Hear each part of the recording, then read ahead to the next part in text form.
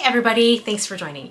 If you're new here, my name is Eva, and as you can see behind me, I have a bag collection. I love to collect bags, review bags, compare bags, you know, all things related to bags. If you are not new and you're coming back, first of all, thanks for that.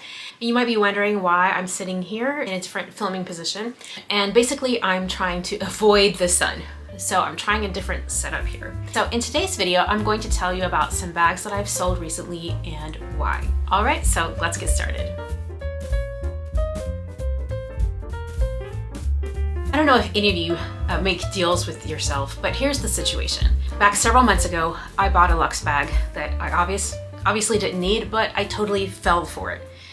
And I made a deal with myself. I was like, okay, you're not gonna use this bag, you're not gonna cut the tags off until you sell enough bags here to basically pay for it. So let me tell you which bags that I decided, to sell that weren't working for me, or, basically why I decided to sell them. And some of them that I've shown on the channel before, and I want to be transparent with you, like why they weren't working for me, even though maybe at first I thought I loved them. Sometimes things change over time. That's the reason behind this. And by the way, I'm going to show that bag to you, the reason why this whole thing began, in my next video. So if you're very curious about which one spurred this whole selling spree on, then stay tuned for the next video. Okay, so here we go. I've made some notes here, and I'll put the pictures of the bags over here. The first bag, actually, you will have seen. I made a video about it. It was that pink Telfar bag with a collaboration with UGG, with a Shearling. It was super cute. I really liked it. I just did not like the strap drop, even though I thought it would. It was a rebound from one of the previous bags, that Lily and Bean. Anyway, I had made a whole video about it. I'll link it below if you would like to know the whole story. The tote straps on that bag were way too long, so it hit on my hip, and so that was not going to work for me as a tote bag. I wanted to use it as a work bag, but I just couldn't make it work. The second bag that I sold on eBay was the Coach Field Tote 22. It was very cool. I really liked it. I liked that black quilted effect on it. But basically the reason I sold it was because I got this bag. After I got this PLG Lola tote, it served the same purpose. I mean, obviously it's a little bit more relaxed, it's less structured, but it has the same function for me. So once I got this, I realized I didn't need that Coach Field Tote anymore, so I sold it. And the third bag that I sold was the Coach Pillow Tabby in the size 18 in the color Ice Purple. I really loved the color of the bag. I really liked the look of the bag, but I found that I wasn't reaching for it. I expected to use it a lot in the spring, and I just didn't. I have a lot more, bags to choose from. So I do have that bag, though, in a different material. So you'll probably remember, if you've been watching my channel for a while, that I do have the 18 in the Shearling. So I just love this bag so much more, and it is coming up on the fall season, so I'll be excited to use this in the fall and winter, and I decided to let the other one go. So this brings us to the fourth bag, and the fourth bag is a Henry's bag, and I unboxed two Henry's bags. I sold the small one. I still have the mini one. Nope, this is actually the regular size. But the small one was in this awesome orange color, the color of this hang tag. And it was just a little bit too big for me in this fold-over design. One of my viewers actually asked if I would sell it in a comment, and I did reply to that comment. So if you're watching and thinking, why didn't you sell it to me? I did reply. I have found that replies to replies sometimes get lost in the YouTube systems. Henry's did have a restock lately, and I did take advantage of that because I wanted to try another style, and I'm so happy I did because I love these Henry's bags. Okay, this brings us to number 5, the Monsieur Graviel Tulipino bag. Okay, you guys, that was a flip situation. I bought it for so cheap. I knew that store did not know what they had. I could have literally walked from one side of the parking lot where I bought it and sold it at another store. But I brought it home to do the video in case anybody was actually researching that bag, because it was currently being sold at Saks, I think, if I remember correctly, because there were no videos about that bag on YouTube or, you know, the story behind why it has the name Tulipino. It has to do with the folding of the leather on the bottom of the bag. I got 1 or 2 comments about, you know, being interested in buying the bag. And I'm very sorry because I had already sold the bag before I aired the video. For me, that was just a quick sale. That was just a quick flash in the pan, more or less. That one was gone fast. Okay, so now moving on to some luxury bags. The Louis Vuitton matte Willwood. That bag I had bought twice, actually. I bought it first from Fashionphile, and there was some damage that was not disclosed, so I sent it back immediately.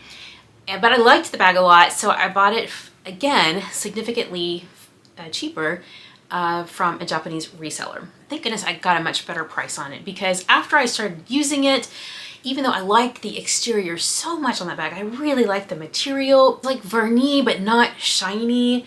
It just really had this cool finish on it. I like the finish so much. I love the exterior pockets. I wanted to use it as a work bag, but the way that it was shaped, it had a narrow opening at the top, and I just couldn't, you know, get it to work for a work bag, basically. So I sold that one on, and, you know, I was able to get my money back on it, thankfully, because I got it at a really good price from that Japanese reseller. So yeah, but I liked the look of that bag so much. And then I sold my Louis Vuitton mini Juliette bag. This is basically a camera style bag. It's made of fabric. I cannot recommend that bag to anyone who's looking for a vintage style bag. It does not age very well. So I was happy to move that on. I was able to get my money out of it though, because, you know, the price increases, and because I got it such a long time ago. So yeah, I was happy to see that go. I also sold my Fendi leopard print backpack and mini pouch. I was kind of sad to see those go because I like the charm of those so much. You know, I do like leopard print bags, and I like how it had the little Fendi in the leopard print. The thing is with that backpack, it closed. It had a buckle closure. It's like the old style Louis Vuitton Montserrat backpack where you actually had to buckle it to open and close it. So it was very annoying. But at the same time, it really kept your things secure when you wore it as a backpack, you know, on your back. So yeah, I just finally had enough of that and decided to let it go. Another Fendi piece that I sold was my Bee Baguette bag. The leather on that bag was simply amazing. It had a very cool chain. I showed it in my Fendi collection. I showed these pieces in my Fendi collection video, which I'll have linked below. Yeah, I think it was just time to move it on because I had so many bags I wasn't reaching for it. So it went on the chopping block. I definitely got my money back plus some on that bag, and I was really happy with that. So it's moving on to someone else who will love it. And then that brings us to bag 10. And this one, it could be a very long story. It could be a video in and of itself, but I just had enough of the bad vibes with this bag, so I will summarize it shortly. This is the YSL Baby Niki, okay?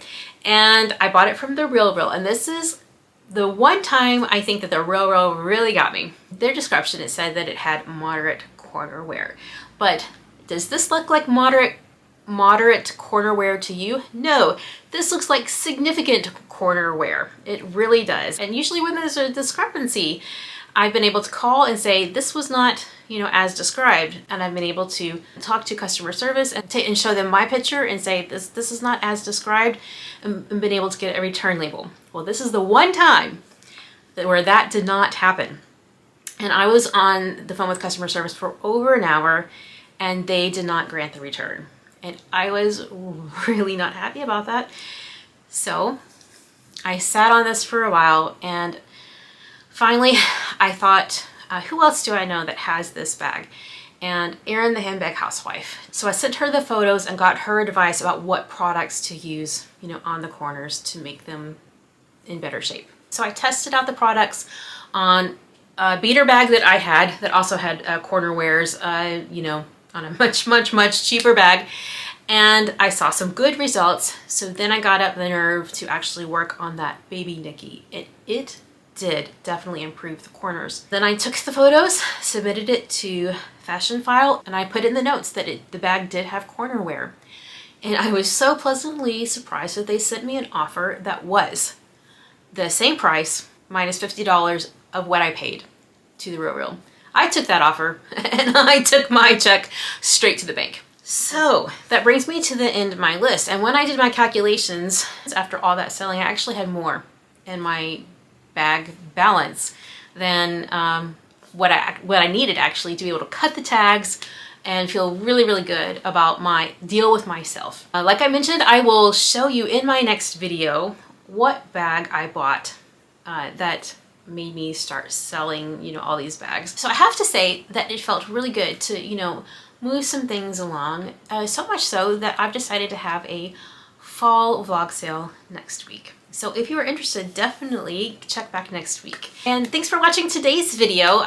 Let me know if you've sold some bags lately that, you know, made you feel more free, made you feel happier, made you feel better about your newer purchases, or just made you feel better in general to move some things along and maybe increase your bag balance account like I did.